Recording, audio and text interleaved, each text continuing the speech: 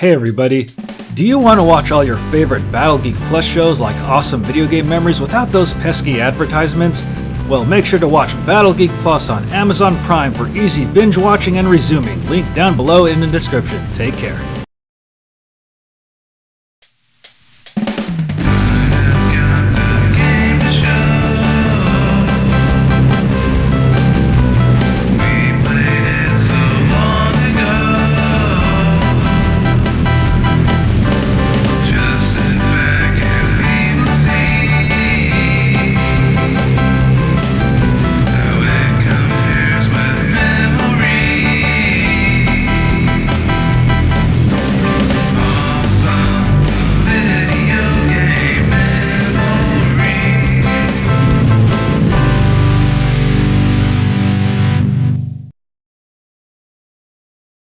Hey guys, Ryan here, broadcasting all the way from space here aboard the Popcorn Rocket, and we are here to talk about Super Mario!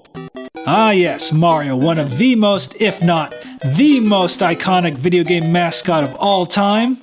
And we are here to talk about some of Mario's greatest exploits starting from the NES all the way to the Nintendo Switch.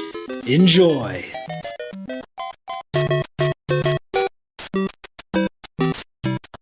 It's me, Mario! Okay, I'm not going to do the entire video in that voice, but welcome to Awesome Video Game Memories, where we talk about awesome memories about video games. I'm Ryan, and the game we're going to talk about today is Super Mario Brothers! Alright, so what kid from the 80s who had a Nintendo did not play this game? Yeah, for most people that bought the game from a store, the game came with the system, so it was kind of impossible to not play it. Mario is one of one of gaming's most popular gaming icons ever. He's as recognizable as Mickey Mouse. Yeah, have you ever met a gamer that hasn't really played a Mario game? Yeah, so I remember getting this game in the Christmas of 1988. I was in the second grade at the time, and a couple of months before, I went to my cousin's house and played his Nintendo, and I was like telling my parents, okay, Mom, Dad, I want a Nintendo for Christmas. And they were like, well son, you have to have good grades before you can get a Nintendo. Because we heard that people who have Nintendos, their kids tend to get bad grades. So of course my parents gave in to my demands and bought me a Nintendo. And after that my grades went down. And that's why I was a C student most of my life. But moving on. So for all the awesome memories I have about this game growing up, there's one thing that really stood out for me about this game, and it was that this game was really freaking hard. Yeah, I know what you're saying, no, the original Super Mario Brothers is really easy. No, I personally believe it was probably the hardest of the three Mario games on the system. All three of the Mario games are challenging, but if I had to rate the most challenging of the Mario games, it would have to be Super Mario 1. Because there's just one thing that I would have to say that is the most challenging part about it. World 8. World 8! How could any kid, really get past this on the first try? Look at all this. You have, the first part of World 8 with that giant pit, you had no idea how to run over it. And then part 2 with, with all the bullet bills and all the crazy stuff going on. And then the third part where it's filled with Hammer Brothers, in every part. And then, the last castle where you have to go in, a sequence to beat it. And then you still, there's no way, you could have guessed it on the first try. That stuff was pretty hard as a kid. Alright, so I kind of have to confess, I did not really legitimately beat this game until it came out on Animal Crossing for the GameCube. I was only able to beat the game with a Game Genie and emulators, but I never really beat it legitimately on the actual system. I don't know if you can really count the GameCube version of it on Animal Crossing as legit, but it's legit enough to me. Yeah, I also remember back in 2003, Nintendo was taking forever to release the codes, to play the NES games like Punch-Out and Super Mario Brothers. So I just bought one of those like Game Shark type things for $10 that unlocks everything. So I unlocked everything, and that's how I was able to get Punch Out in Mario Brothers, on the GameCube version of Animal Crossing. Yeah, and I also remember there were like a lot of tricks I just could not get to work in this game. Like, I was never able to do the Minus World trick. I was never able to do that trick where you hop on the Koopa Shell in World 3 to get all those lives. Yeah, so like, how did I finally beat this game after all these years? I mean, I first got the game in Christmas of 1988, and I finally beat it legitimately on Animal Crossing on the GameCube in the fall of 2003. I mean, I was just able to beat this game by just being cautious. Like, I would just traverse through World 8 really, really slow, so I wouldn't, like bump into a Hammer Brother the first time around, or like fall into one of the giant pits, and then I was just really careful. I mean, hopefully I didn't come off being really harsh on this game. I mean, I really enjoyed it. I mean, the game was a lot of fun. I mean, it was my first Nintendo game. It was probably a lot of people's first Nintendo game. I mean, the very first exposure to the Mario series. Yeah, and I'm really glad it evolved as time went on. I mean, we got really awesome games out of it, like Super Mario World, Super Mario 64, Super Mario Sunshine, Super Mario Galaxy. Yeah, so if you're interested in this game, you can buy it on the virtual consoles on the Wii U and the 3DS.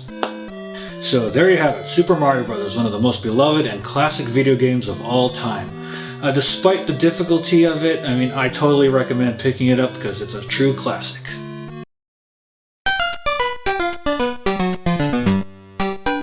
Hey paisanos! Welcome to Awesome Video Game Memories, where we talk about awesome memories about video games. I'm Ryan, and the game we're going to talk about today is Super Mario Bros. 2! Okay, I won't do the entire video like Captain Lou Albano. Rest in peace. So, Super Mario Bros. 2. Where to begin? So Super Mario Bros. 2 was probably the second game I got for my NES, no pun intended. So, being the impatient kid that I was, I already grew bored of Mario Brothers and Duck Hunt, so I kind of demanded my parents bring me to Target and buy me another game. And they did. And it was the obvious choice, since I love Super Mario Brothers, to get Super Mario Bros. 2. But of course, like 99.9% of kids back in the late 80s and early 90s, I did not know this game's origin in Japan until I discovered the internet. Thank you, internet, for destroying my childhood. And of course, everybody already knows this, that Mario Bros. 2 in America is actually a reskin of the Japanese game Doki Doki Panic. And I actually have finished Doki Doki Panic on an emulator. And in 1992, Japan released this under Super Mario Bros. USA. So yeah, Super Mario Bros. 2. Now, Super Mario Bros. 2 was a huge departure, well, obviously, since it was a completely different game that I didn't know about at the time. It was a very, very huge departure from the original Mario Brothers. And I remember when I got the game as a kid, I read the manual, but I didn't really pay attention to the instructions. I just looked at the cool pictures like, hey, there's Mario, there's Luigi, the princess, and Toad. And so I remember trying to hop on a Shy Guy, and I couldn't kill it for some reason. I'm like, what's going on? I don't know what to do. Oh, I'm gonna read the manual. Oh, okay, so I have to lift up the enemies and throw them to kill them. Okay, well, I caught on to that pretty quickly. And like every other kid at the time, I was like, this game doesn't really have a lot of similarities to Super Mario Bros. For some reason. And I remember the first time I played this game, I actually chose the princess, because the princess was someone you rescued in the previous game, which at the time I actually hadn't finished the original Super Mario Bros. Because it was really hard. And so I was like, yay, I get to play as the princess for once, and I don't have to rescue her this time, and I get to play as Toad, and he's not going to tell me my princess is in another castle because she's right here with us. And surprisingly about this game, I actually barely used Mario and Luigi. I mean, I used Luigi just to get the warps, because there's certain jumps that only he can make. But I actually used Toad and the princess the most, because Toad could lift up stuff really fast, and the princess could fly, and that flying ability saved my ass so many times in this game. And I also remember when you get the potion, you throw it down, and you go into subspace, where they played the original Super Mario Bros. Theme. I think that's the only thing in this game that bears a resemblance to the original Mario Brothers. But the music doesn't play long enough because you're not in subspace long enough. Like, I remember like getting the mushroom and getting the coins, and I'm like, oh man, I hope I can listen to more of the music. I can... Oh, aw. And the thing I really loved about this game, it had a really awesome variety of enemies, more than the original Super Mario Bros., because obviously this was not really a Mario game.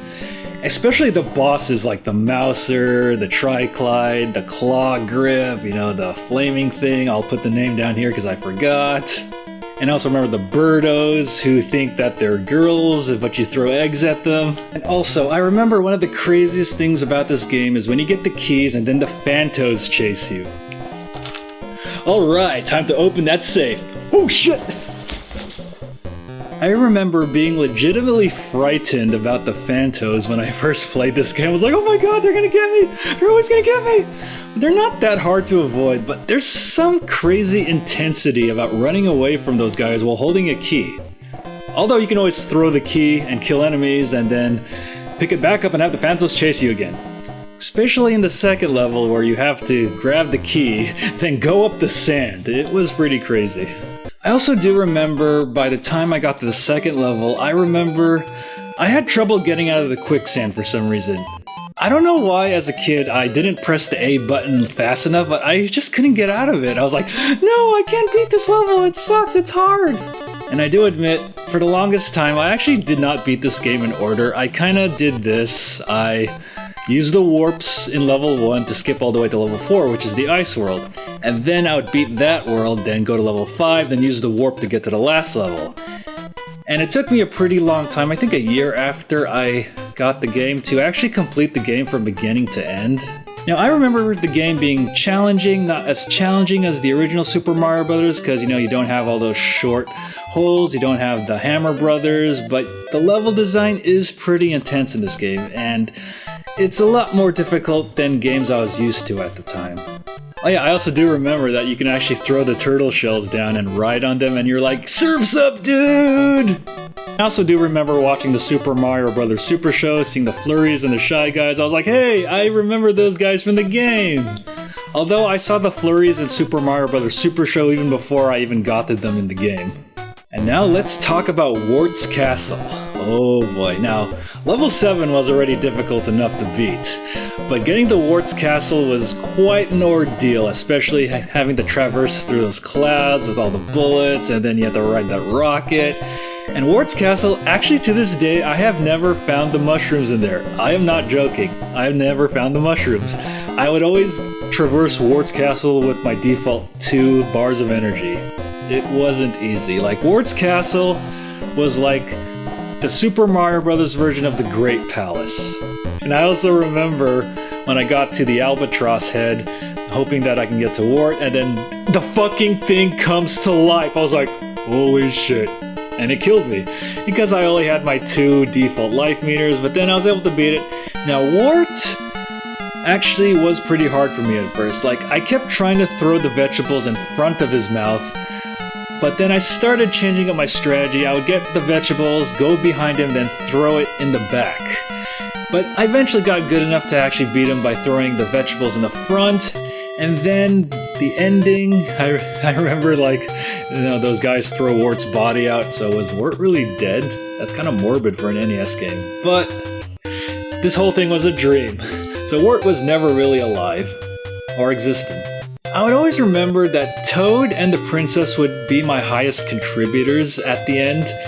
Like, I have beaten the game with Mario and Luigi, but Mario is actually the character I use the least, even though he is the most balanced, and Luigi, while he can jump high, I only really use him for the level 5 warp. And yeah, and I also do remember being really impressed with the graphics at the end when Mario's sleeping. I was like, wow, this almost looks like a cartoon. It looks like the Super Mario Bros. Super Show. Of course, I did play Super Mario Bros. 2, the original Japanese one, as the Lost Levels on Super Mario All-Stars, which I didn't even know it was a separate game, and the original Super Mario Bros. 2. And then playing through it, I was like, you know, I don't really think this game does much more than the original Super Mario Bros. Other than make it super hard. And I always kind of considered, no, not kind of considered, I really consider our Mario Bros. 2, the American one, to be the real sequel to Super Mario Bros. And I know I'm probably going to get a lot of flack for that. I'm sorry.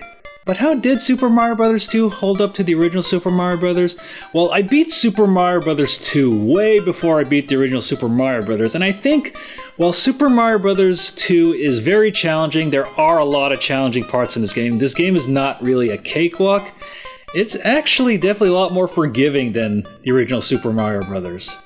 Especially in between stages where you have the coins and you can get extra lives. Like, during certain playthroughs, I would get as much as like 20 extra lives, which made it a lot easier, although during repeated playthroughs, I've been able to beat the game without getting a lot extra lives. Yeah, so Super Mario Bros. 2 was redone in Super Mario All-Stars, and it was definitely redone again in Super Mario Bros. Deluxe for the Game Boy Advance and the Game Boy. I definitely recommend picking those up, and you can definitely get it on the Virtual Console. So even though Super Mario Bros. 2 was mostly considered a dream, it definitely carried on the Shy Guys, and I wish it did carry on like the Mousers, the Claw Grips, and the Tri-Glides, and it would have been great to see Wart appear again in some other game. Like in the Mario Karts. He would have been perfect in Mario Kart. You know, Wart like blowing bubbles at people. So whether or not you consider Super Mario Bros. 2 to be the real Super Mario Bros. Sequel, definitely give it a try, because it's a very, very solid game which still holds up to this day.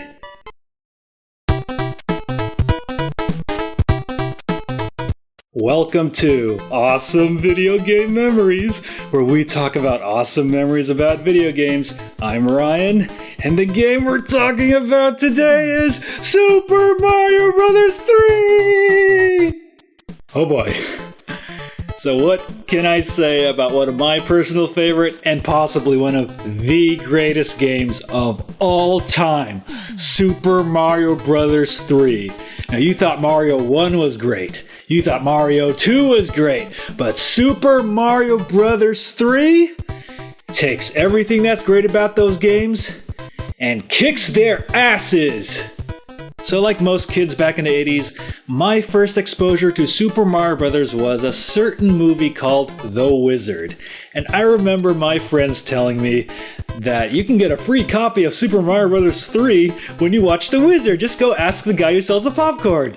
And being the stupid kid that I was, I believed them. And so I remember after watching The Wizard and really loving it, I was like, oh my god, Super Mario Bros. 3 looks so cool. And I went over to the cashier selling popcorn and I was like, hey, my friends from school told me that I can get a free copy of Super Mario Bros. 3. And the guy was like, what the hell are you talking about? Considering Mario Bros. 3 was not going to be released for a little while, and then my friends at school said, haha, you're stupid, Ryan, for believing us. You assholes ruined my childhood! So my cousin was the fortunate one to actually get the game first, and he let me play it, and I was like, can I like never leave your house? Can I like live here now? And my parents were all, no.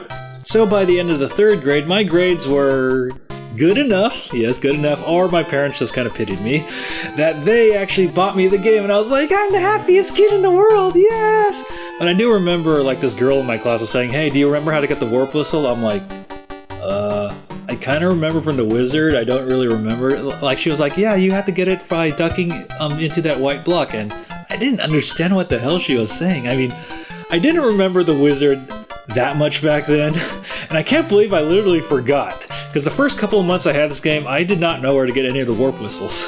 So let me get this out of the way first. I remember as a kid that I used to make these picture books. I would get paper, and then I would cut out pictures from magazines and brochures and make my own picture books of Mario and Nintendo, and I was kind of stupid. I cut the back of the box, you know, the box that is now really rare, and I'd cut pictures out of the manual to make my own Mario picture album, which I don't have anymore. And I realized that was one of the stupidest things I've ever done. Although it would have been cool if I still had that picture book. And I remember reading the manual and I was like, oh my god, Bowser has like 7 kids. The Koopa kids! Oh my god, like kid versions of Bowser! Larry Koopa, Morton Koopa Jr., Wendy O. Koopa, Iggy Koopa, Roy Koopa, Lemmy Koopa, and Ludwig von Koopa. I still remember all the Koopa kids to this day because they're in all the games. The Koopa kids are fucking awesome! And my cousin and I would have so much fun playing the recreation of the original Super Mario Brothers in this game that you can access as 2 players, and it was really, really cool. While the graphics were a little more updated compared to the original Super Mario Brothers, it was still very fun. And wow, I still haven't actually talked about the gameplay yet. So since I got this game in 1990 when I was in the 3rd grade, I was kind of coming off Super Mario Bros. 2, and I was like, whoa, this is actually a lot like the original Super Mario Bros. Where you get to hop on enemies, but this time you get power-ups. You get the fire flower, but now you get like the raccoon tail, and then you get the P-wing, and then Tanuki Mario. I didn't even know what a Tanuki was, and then you get Frog Mario, then Hammer Brothers Mario, which wasn't in the manual, but still, like, you had so many variations of Mario, and it was awesome. And this was the first Super Mario Bros. Game where you got to see your levels on the world map, and the world map was huge for every level. Well, not all the levels, but definitely very big. And personally, I thought the level design was very, very ingenious in this game. Like, there's like levels where, like you have the standard levels, and then at the end of each level, you get like a card. And I also do remember there's some side-scrolling levels, and I remember in the 3rd level where you actually have to like run away from a giant fish trying to kill you, and even though you kill the fish, it still comes back. You're like, holy shit, this is almost as intense as the Phantos from Super Mario Bros. 2. And yeah, the levels were pretty amazing. Like, there was grassland, desert land, waterland, giant land. Now, giant land was actually one of my favorite levels because you got to see all the enemies in like giant form. And then, there's cloud land, and then there's a winter land, and then pipe land. I like the music here.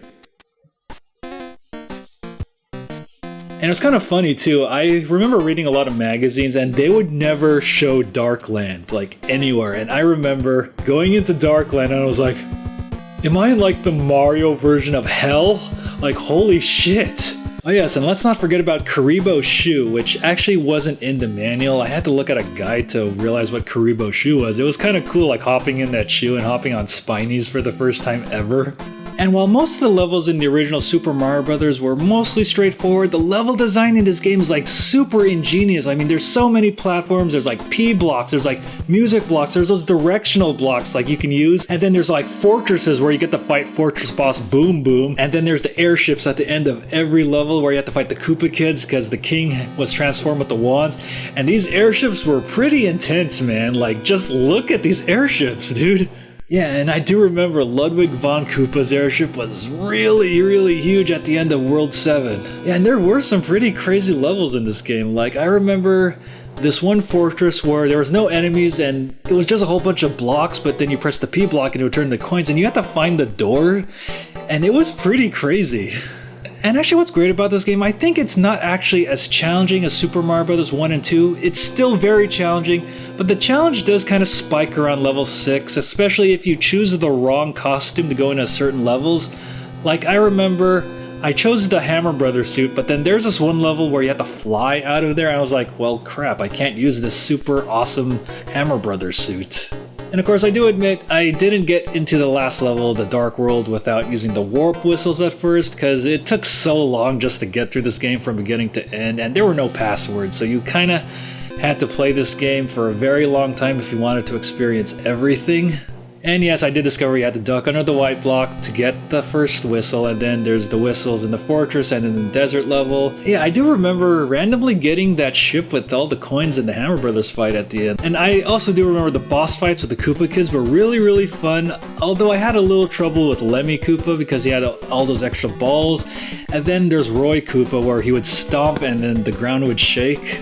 And yeah, and I do remember, we used to make fun of Iggy Koopa a lot. We're like, Iggy Koopa's a nerd, he has glasses, just like me. Now let's talk about the last level, the Dark World, which is basically the Mario version of hell. Like, yeah, Bowser definitely chose a very, very hellish place to put his fortress, because I remember that first tank level, I was like, holy shit. And there was the ship level, which you can actually just swim under. And I also remember getting scared when you would walk on those platforms and then the hands would grab you like, holy shit! And then I remember the fortress being really, really hard. Like, you had to go through all these doors, but eventually it's beatable, but it's definitely a lot like a palace in Zelda for some reason. And then that last tank level, holy shit, like Bowser had his own private military. And I remember looking at his castle, I was like, that looks pretty fucking scary. And now Bowser's castle, I remember getting shot with the lasers at the beginning. And there's actually that one part where you can activate a glitch where you can duck under the block and then pass through. But then the lava part, then there's the Bowser statues that kept shooting fire at you, which wasn't difficult, but the jumps were kind of difficult to make. And then the fight with Bowser. Yeah, I kept trying to hop on Bowser, trying to beat him, because I didn't have any power-ups. But it took me a long time to discover that you have to let Bowser just destroy the blocks by making him jump on them. Although on repeated playthroughs, I did bring the Hammer Brother suit, I did bring the Fire Flower suit to beat him, but it's definitely just better and more intense just having Bowser just smash the blocks while you try to avoid him. It's pretty intense, man. And of course, the princess jokes about, hey, our princess is in another castle. Just kidding. Ha ha ha ha ha. Oh, come on. Yeah, and actually what's cool, when you beat the game, you get a whole bunch of P-Wings in your inventory. Like, your entire inventory is filled with P-Wings, and I've actually repeated the game another 2 or 3 times because of the P-Wings. And also, I forgot to mention, like, all the bonus games. I remember the card game, the slots game, where you had to match up the pictures. And I remember the pictures were a lot harder to match up than actually the cards. And the cards I actually memorized. Although I don't remember them now, but it is pretty cool knowing that I was able to memorize all the cards back in the day. So wow, Super Mario Bros. 3, there's just so much more I could say about this game. I can literally talk about this game forever. I mean, it really upped the ante for the Mario Bros. Series. Like, bigger levels, the Koopa Kids, like, bonus games, like, you just gotta play it, man. There's just not enough awesome things I could say about this game. So where can you pick up Super Mario Bros. 3? I mean, where can't you pick it up? You can get it on the Virtual Console. The cartridge isn't that expensive, but it's a little up there, especially if you want to get a complete one. And you could also play kind of the remastered versions on Super Mario Bros. All-Stars and Super Mario Deluxe on the Game Boy Advance and the Game Boy. Now, before this video gets even longer, I think I'd like to wrap up this video about Super Mario Bros. 3, one of the best games on the NES like ever.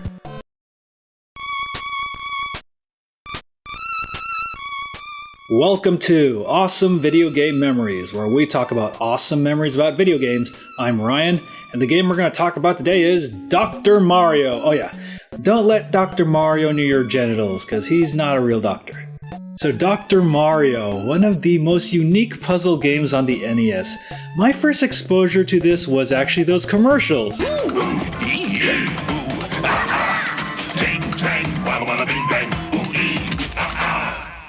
And then he shrunk my head. And then he shrunk my head. Oh, Dr. Mario! He's got the cure.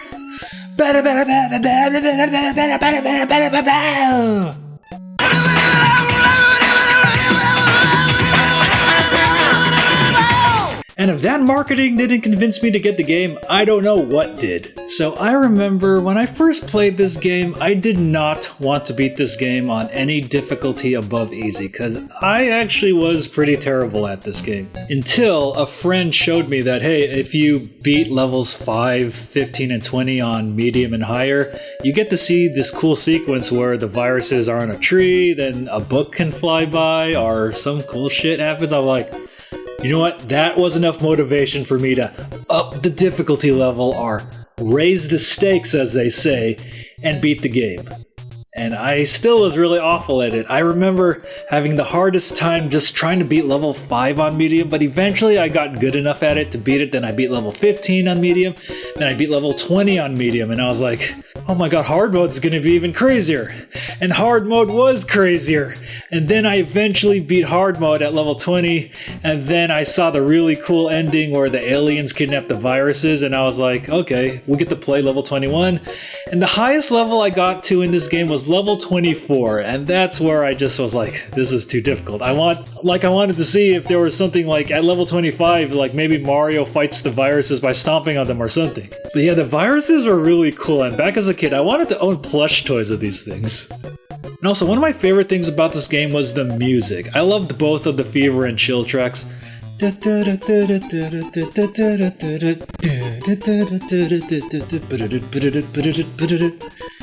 then Chill.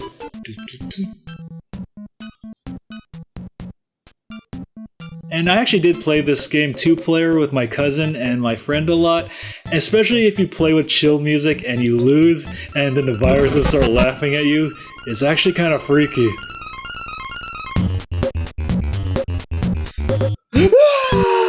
And I actually did play the Game Boy version of this game too, although to me it was a little harder since it wasn't exactly in color.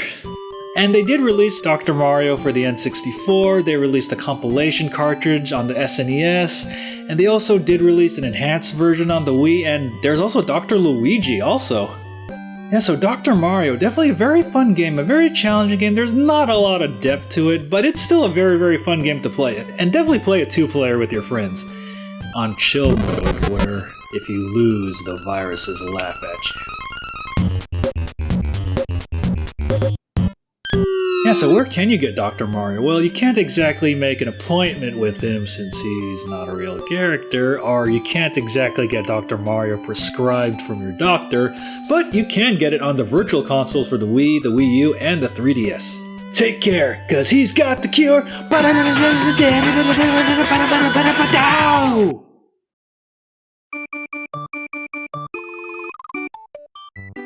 Welcome to Awesome Video Game Memories, where we talk about awesome memories about video games. I'm Ryan, and the game we're talking about today is Super Mario World!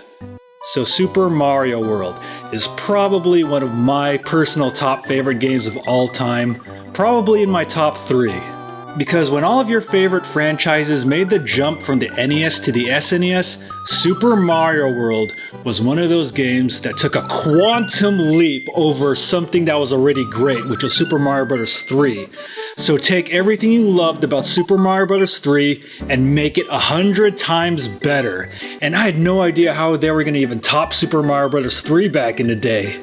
So when the Super Nintendo and Super Mario World came out in August of 1991, unfortunately, I would not have a Super Nintendo until December of 1992. So I would have to play Super Mario World at a friend's house. And I remember I was at my friend's party, and then we had like 10 people gathered over to Super Nintendo playing Super Mario World, and I was like, oh my god, that's Super Mario World, it's so amazing. And the kid playing it would not let anyone else play. Yeah, I was mad about it back then, but that really proved how awesome Super Mario World was when kids would not let other kids play it. Especially me. And all my friends at school would talk about it, especially about Yoshi, the dinosaur, and I was like, Yoshi? Like, you mean Yoshi? Like Hamato Yoshi from Ninja Turtles? No, Yoshi, the dinosaur that Mario rides in the game. Have you played it, Ryan? Not yet.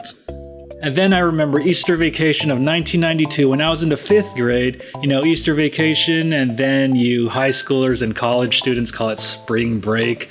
And then us working people call it another work week. So I remember going to a Ma and Pa video rental where you can rent the Super Nintendo with any game you want for about a weekend. So when I rented that thing and I hooked it up to my TV, I was playing till 2 in the morning. And then my dad came down and said, "Go to sleep." So the Super Nintendo was my first experience going through a console jump. And like I said before, everything I loved about Super Mario Bros. 3 was enhanced by like 1,000, no, I mean like 1,000,000. Like, holy shit, the graphics were better, the gameplay was better, the levels, the depth, I mean everything was better. So in Super Mario Bros. 3, you had 8 different worlds. But now in Super Mario World, you have 8 different worlds, but they're all interconnected together, and you can go back and forth between them. Like, I was really blown away that they did a world map, kind of like Zelda, but in Mario style. I mean, this is awesome! So I remember playing that first level and being totally blown away that I had a controller with 6 buttons. Like, holy crap, it was like a big jump from the 4 buttons on the NES. I can totally like spin jump, I can store items in the top, and then like the graphics were like, wow. I mean, the graphics by today's standards aren't that great, but wow, the graphics were like a huge jump from Super Mario Bros. 3. So I remember seeing the bonsai build being blown in my face. I was like, oh shit, what do I do? And I didn't realize you had to duck inside that hole. So I got killed by that the first time. So I remember the second level on the island where you get Yoshi and then you have to kick the Koopa shell and then it knocks all those other Koopa shells, giving you an extra life. And then you can control Yoshi. Then you can eat everything. You can eat the fire flowers. You can eat the Koopas and spit their shells out. You can eat the Goombas. And then you can eat the moles. And then there's a charging Chuck at the end of the level. Hey, there's football Koopas now. Touchdown! So I remember the first castle where you fight Iggy Koopa, and then you jump on those fences, and you can actually knock the Koopas into the lava and see them fall in. Wow, it looks kind of morbid, actually. And I also do remember the fortresses and the Koopa Kids were definitely a lot harder in this game than they were in Super Mario Bros. 3. I remember Morton Koopa Jr. and Ludwig von Koopa and Roy Koopa would like go on the walls and then drop down, and then if they hit the ground, like there would be like an earthquake. And I remember Lemmy Koopa and Wendio Koopa had the pipes, and you had to guess which one they would come out of. Larry and Iggy were basically the same, but they were actually a little harder to beat than they were in Super Mario Bros. 3. Like you couldn't just beat them by hopping on them 3 times. You had to knock them into the lava, and especially Larry was hard to hit. And if Larry's fortress wasn't hard enough already. And the biggest power-up that everybody remembers about this game is the feather that gives you the cape. So I remember getting the cape to fly like the raccoon tail in Mario 3, but I remember having a lot of trouble like going down, then using the air current to bring myself back up so I can kind of fly forever. But once I got good at that, the game was just so much more fun, and a lot of levels were easy to beat once you actually knew how to fly with the cape. I remember getting the secret level in Soda Lake where you had to fly under the bridge with all the buzzsaws, but most of the time I would get that secret with Yoshi. I would kind of just be an asshole. I would have Yoshi fly down, then I would sacrifice him, and then I would jump on the platform. But then I got good enough at the game to fly under it, and that was a huge sense of accomplishment. So let's talk about the level design in this game. Now, I thought the level design in Super Mario Bros. 3 was ingenious. It was very innovative, very awesome, and then they took that a step further. Like, we had side-scrolling levels. And like the ghost houses where you had to fight giant boo ghosts. Like, you couldn't solve these levels straightforwardly like the rest of the levels. You had to find ways to find other doors in order to beat them, and they definitely weren't as straightforward, but solving them was actually really fun.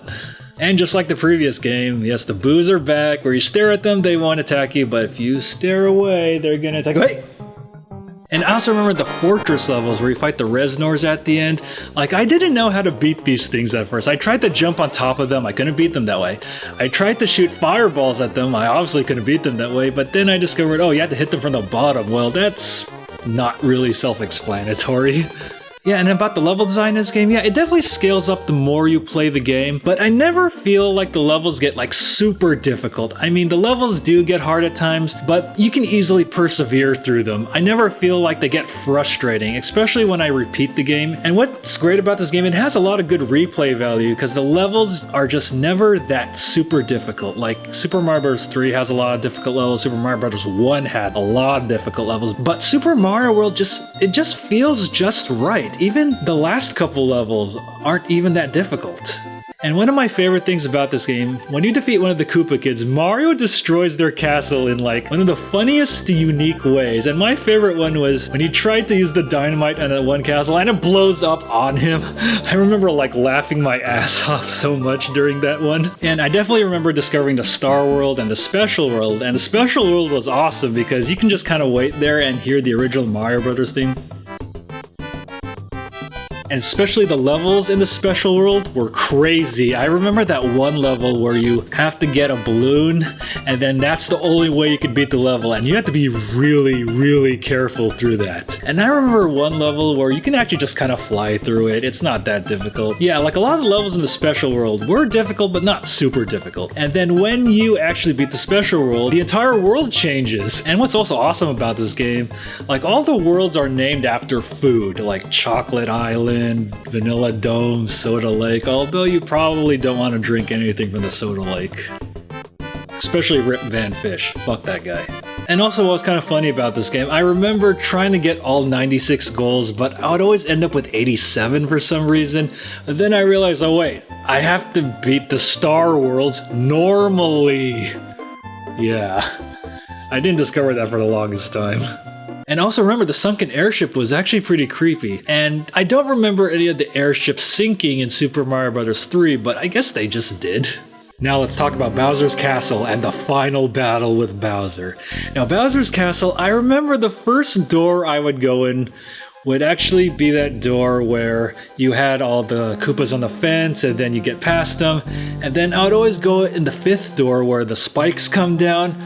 Although at first I would go through the charging Chuck door for some reason.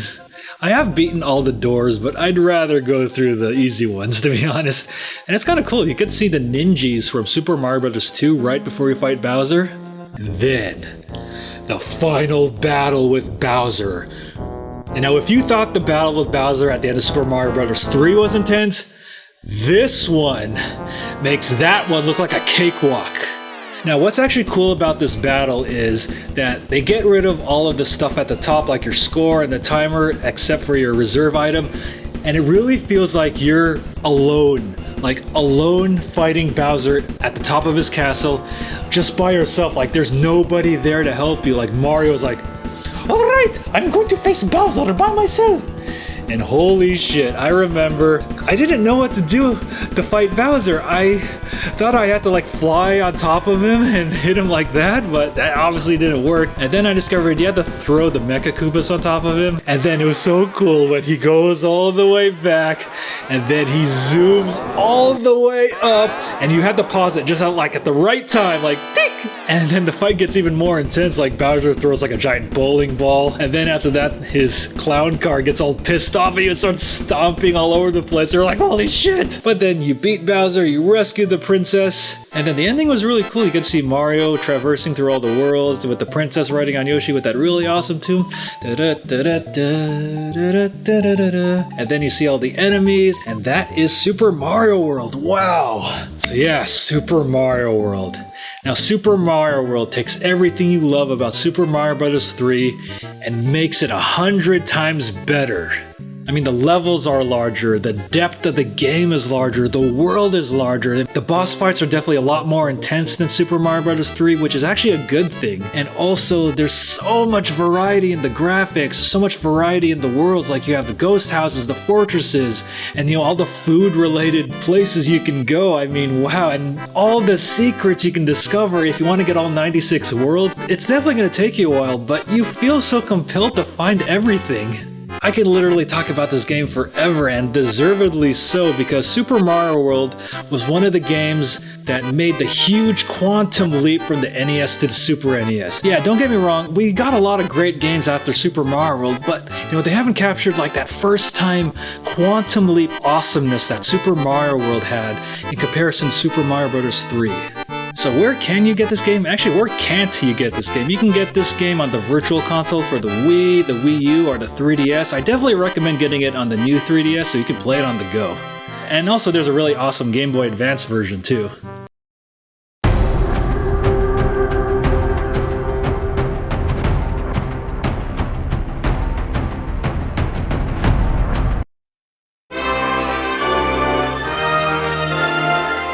Welcome to Awesome Video Game Memories, where we talk about awesome memories about video games. I'm Ryan, and the game we're going to talk about today is Mario plus Rabbids Kingdom Battle for the Nintendo Switch.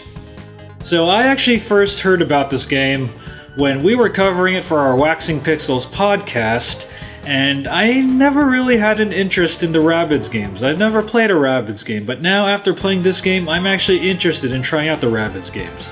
I knew nothing about this game before E3 2017, and then when I went to E3 2017 and saw that this was a mashup between Mario and XCOM, I was like, I'm totally in. I want this game. I want this game. Like, I love XCOM, I love Mario. It's the perfect match.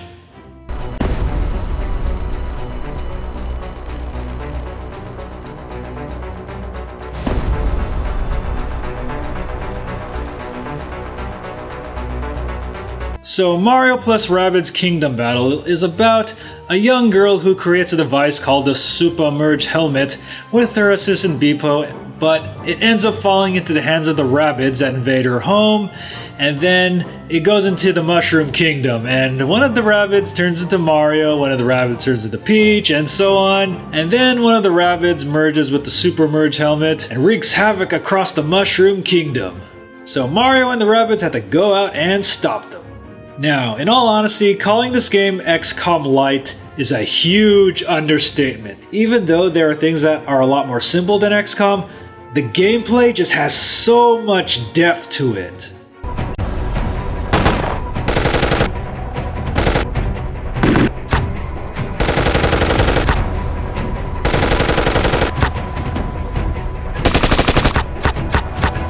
So just like XCOM, you get your primary attacks and your passive attacks, and if you utilize both to their maximum potential, you can do a lot of damage. So let's say on your first turn you activate Mario's Hero Sight as a passive ability. And Hero Sight is if an enemy gets into Mario's line of fire, they get shot. And then you can have Rabbid Luigi fire his bazooka, which launches the enemy into Mario's line of sight, and then Mario can actually hit the enemy with his passive Hero Vision attack, and then you could still take Mario's turn and do more damage that way. There's so much potential for strategy in this game. Calling it XCOM Lite is definitely not accurate at all. And one of the things that really stands out in this game is the music. Composed by Grant Kirkhope, who you've heard in a lot of Rare titles. I especially love that little bonus game theme. Now in this game, you actually have 8 characters to choose from, although you don't get a lot of them until way later in the game. You have Mario, Luigi, the Princess, Yoshi, and then you have the Rabbid versions of those. I mostly stuck with Mario, Rabbid Peach, and Peach. Mostly because Rabbid Peach has healing abilities, which you really need in this game. And also she has those really useful remote controlled carts that go after the enemies, so you don't have to go all the way out and get them. And also one of the perks of the combat in this game is you can use Mario to dash into enemies and then attack them later, or you can do a team jump. You can have Mario jump off Rabbid Peach and then have Mario jump on top of an enemy and then take his turn to actually fight the enemy. And now the type of Rabbids you fight in this game, yeah, you get your standard regular Rabbids, but in my opinion the most annoying enemies were the big Rabbids that can kind of smash you, because if you attack them they get pissed off and they rush at you, and then after that they'll get their turn, so they basically have the chance to attack you 2 times. And then there's those really annoying ghosts that teleport all over the place and can attack you from anywhere, and they can't even get in your hero sight, so I hate those things.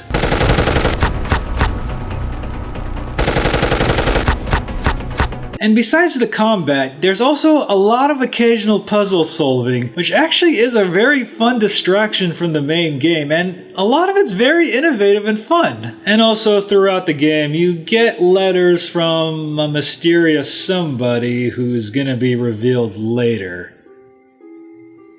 It's gonna be like an M. Night Shyamalan twist! Well, even though there's only 4 worlds to traverse through in Mario plus Rabbids Kingdom Battle, they're all pretty long, and they're a lot of fun. You get multiple battles, and oh man, the boss battles. That first boss battle with Rabbid Kong, who actually did take me captive at E3. Oh man, that Rabbid Kong, man, that mofo eats bananas like there's nobody's business. If you try to damage him, he's gonna eat these bananas and restore his health, so you have to stop the flow of those bananas before you can do any damage to him. And I think the hardest boss of the game was actually the second one, the Icicle Golem, where you actually get Princess Peach back. I had a lot of trouble trying to beat this one, because it actually goes in multiple phases, but eventually, if you work hard enough, you'll actually beat it. And then the third level, Tom Fan, or aka Phantom. Now this one was really fun. It reminded me of the Great and Mighty Pooh battle from Conker's Bad Fur Day. I am the Great Mighty Pooh, and I'm going to throw my shit at you. I should review Conker in a separate video. Then the Lava Pit, which is the final level where you have to fight Bowser Jr., who stole Spawny from you, and a Wario and Waluigi team of Rabbids. Okay. And of course you gotta fight the big bad honcho himself, Bowser, who gets possessed. Oh my god, now he's like Flying Dragon Bowser! And he's pretty hard. Although I didn't find him as hard as the second boss though. And so you finish the game, Spawny's back with you, Bowser's back to normal, everything's back to normal. Or is it? Yeah, it is. And then you find out the person writing those mysterious letters was Beepo all along! Beepo wrote letters and sent them back through time to help you out. Yeah, so Mario plus Rabbids Kingdom Battle, was it worth it? Hell yes it was, because even if you've never played a game in the Rabbids series, you will love this game. I guarantee it. If you've even never played an XCOM game, you'll still love this game. But you know what? I recommend play XCOM and then play this game, and you will really, really appreciate how amazingly fun this game is. Because this game is just so vibrant and oozing with creativity. I love the music, I love the enemies, I love the levels. I love the combat strategy in this game. Like I said before, this game is not just XCOM light.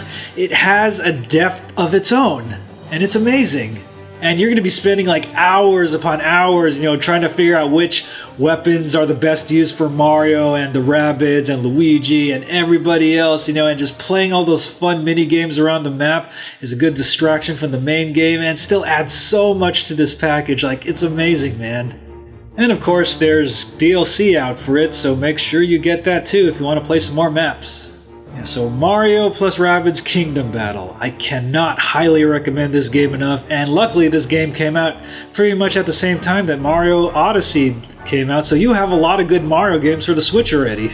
So you can get Mario plus Rabbids Kingdom Battle from the Nintendo eShop digitally, or you can just grab it from Amazon Prime or Best Buy. I got mine from Best Buy, so it was worth it. Alright, so that ends this episode of Awesome Video Game Memories about Mario plus Rabbids Kingdom Battle. Take care, and I'm gonna go out and help my friends.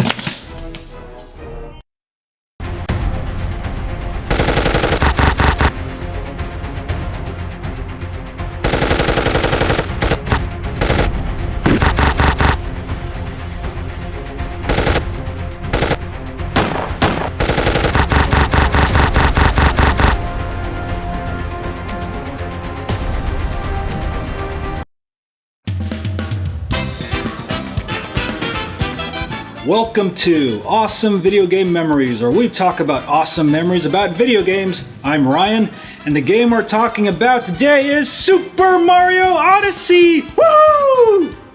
So I know what you're thinking. Your first memory, just like mine, of Super Mario Odyssey was Mario in the city with real people, and the people are much bigger than Mario. What? So I remember during the Nintendo Direct presentation back in January of 2017 as a preview of the Nintendo Switch, and right as Nintendo Switch pre-orders were opening, one of the games we saw was a Mario game. Yes, obviously they needed to have a Mario game for the Nintendo Switch, and that game was Super Mario Odyssey.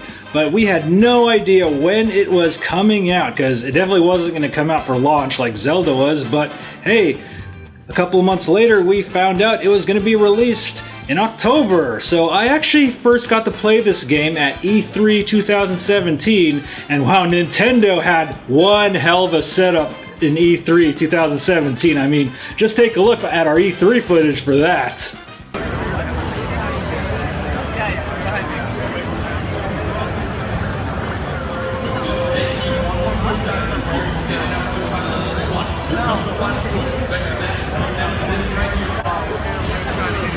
It's like I'm really in New Donk City.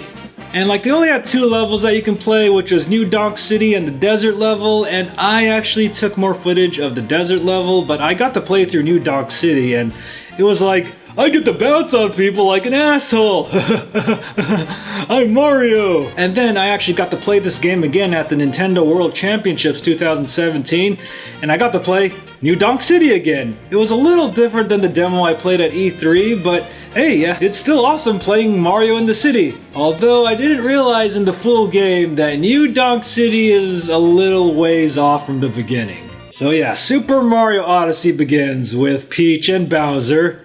Wait, let me guess. Bowser kidnaps Peach, Mario has to rescue her, right? Getting married! What?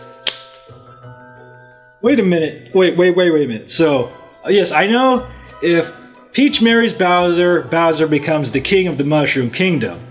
But, how are they gonna, Bowser is really big, she's really small, and I don't want to talk about it. Oh. But if Peach marries Bowser, I'll have never been born! So when Mario tries to rescue Peach for the 10 millionth time, he actually loses his hat. Oh no, my hat is gone! No, my hat is gone! No, my life is gone! But then Mario gets a new hat in the form of Cappy, and Cappy can actually possess things. Like I remember that preview of Mario taking over the T-Rex! It's a motherfucking T-Rex, bitch! All Mario has to do is throw Cappy out like this, and crazy shit happens, man. I got the Mario Station 4 Pro! Oh my god, the Mario Box S! Mario Man! Oh my god, Cappy, the possibilities are endless! Alright, so you can control Super Mario Odyssey with a variety of control schemes, but they kind of really force the motion controls a bit down your throat. But I didn't play the game with the motion controls. I played it with, the standard gamepad and Joy-Cons. But if you do use the motion controls, they make it a lot easier for you. Because there's this move that Mario could spin around and fire his hat at enemies, which is a bit hard to do with an actual controller. New Donk City does take a little while to get to. I think it's like the 6th level of the game, so it's a bit midway through the game. But you know what? The rest of the levels look gorgeous. I know Super Mario 64 looked state-of-the-art back in the day. Super Mario Galaxy looked great, but holy shit, man. The graphics in Super Mario Odyssey are beautiful. And also there's these really awesome 8-bit tribute levels they put in every single level, like you go in a pipe and then you're 2D Mario, but this time you actually get hit with your life bar instead of shrinking down to small Mario. But still, man, it's so awesome they put all these little throwbacks to the classic games, and whatever suit you're wearing is actually in the 8-bit version. And let's talk about the suits, man. The suits, the hats, the customization. Oh man, you can dress up Mario in almost anything you want to desire, man. Although I still find it strange you gotta pay $1,000 for Mario to take off his pants. Is he like a male stripper? I know what Peach has been doing. I know what Peach did on her bachelorette party before her wedding to Bowser. And of course, Bowser's henchmen in this game are these rabbit enemies called the Brutals. It's kind of coincidental. Mario Rabbids was released a month before this game. And now this game has rabbit enemies called Brutals, but not rabbits. Conspiracy? Don't you think? So in order to beat each level, you actually have to get a certain number of moons in order to restore power to the Odyssey so you can travel around the world. And at first I thought, oh man, this shit's gonna take forever. But you know what, if you just play casually, you'll find moons just everywhere. The moons are really easy to get in this game, and if you just want to get enough moons to beat the level, that's fine, but there's a lot more moons spread out through every level. All the stuff that Cappy can possess, not only can he possess dinosaurs, he can possess tanks, he can possess Goombas, he can possess Hammer Brothers. Finally, I get to see what it's like from the other side, man. And of course, there's other bosses too besides the Brutals, and one of my favorite boss battles was that boss fight where you fight that guy with the fists, and then you can actually possess one of the fists, and then Mario's like, hey, stop hitting yourself, stop hitting yourself, stop hitting yourself. You can even possess bullet bills, man. Bullet bills, you gotta shave a little bit, but hey, they get you to your destination. And I gotta admit, my favorite levels in this game were obviously New Donk City, and the underwater level was just beautiful, man, and I had such a good time playing through this level. And luckily, most of the boss battles aren't very difficult, because you honestly get a lot of life, and you can even get a power-up that gives you twice as much life, and if you're careful enough, you're not gonna really get hit that much in this game. Although sometimes the camera can be a little problematic, and you might, drop to your death by accident. And I gotta admit, in New Donk City, when you get that musical number from Mayor Pauline, man, that is the highlight of the game, man. It's just gorgeous. It's beautiful. You just gotta see it for yourself. And of course, not before long, you actually reach Bowser's Castle, which is very oriental in design. I think Dr. Wily for Mega Man 6 and Bowser in Super Mario Odyssey, they hired the same castle interior designer, or exterior designer. Must have got him on a discount from Dr. Wily's recommendation, huh, Bowser? And then after you beat Bowser's Castle, you go to the moon! Like, whoa, Mario on the moon! But then underneath the moon is like, it's Mario Hell! On the moon! Holy shit! And then you finally come and crash the wedding! I object to this marriage! It's kind of funny, like you have to actually beat Bowser with his own hat. Stop hitting yourself! Stop hitting yourself! Stop hitting yourself! Then after that, you actually have to escape the moon, and then you possess Bowser! Woohoo! I've been waiting a long time for this! Once you finally escape the moon and it's all said and done, I think this is it, man. After over 30 years, Peach and Mario are finally gonna tie the Oh my god, he was just friend-zoned. Again. After everything Mario's done for you, Peach, like you've even kissed him on the nose and on the forehead, I think it's finally time you guys get married. Like you weren't gonna have any kids with Bowser. No way, like... No, yeah, I don't want to mention anything or else, you know, this is going to be not advertiser friendly or not family friendly, not safe for work, but I can't mention anything. I'm sorry.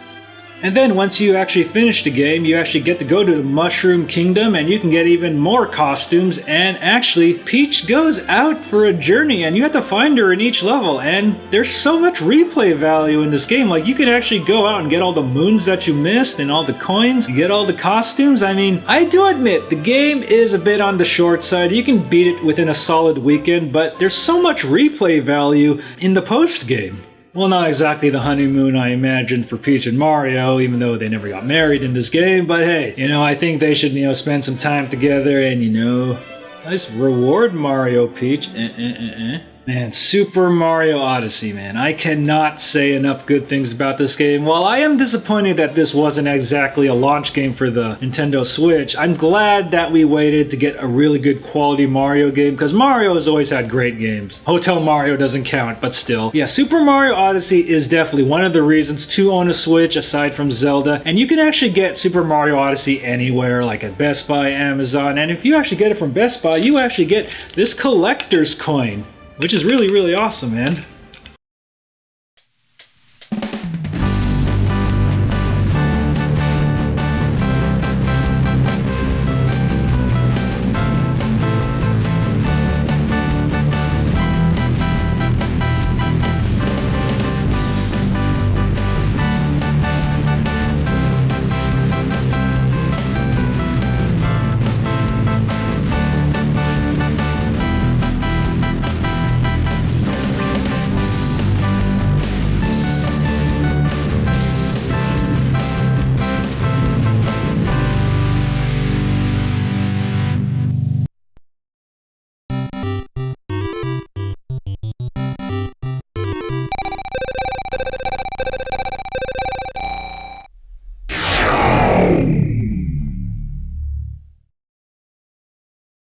Hey everybody, if you enjoyed this video, make sure to like, comment, and subscribe, especially subscribe, and make sure to click on that notification bell so you know when we release new videos, because YouTube's probably not going to tell you.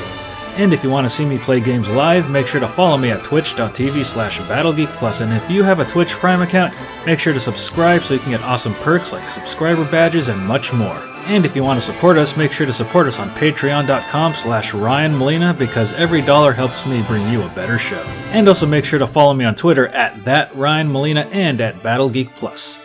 And also make sure to check out the official Battle Geek Plus website for a complete listing of our books, merchandise, t-shirts, and a lot more.